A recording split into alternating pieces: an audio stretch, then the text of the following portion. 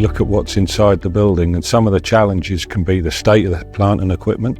So our job is to actually look at the facts and say, yes, this can produce this can produce this. Do we need a capex to hit what future sales are going to be? What's the OPEX cost? Has the equipment been maintained properly?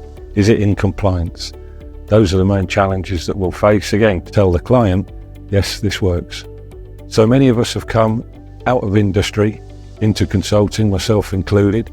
We've had a plethora of experience, whether it's plastic injection molding or the oil and gas industry or heavy manufacturing, pharmaceuticals. Across Geosyntec, there's a wide range of my colleagues who've come out of various sectors. So we know how it's put together, we know how it's made, we know what it's got to do, and we're not just a consultant, we can actually advise and inform.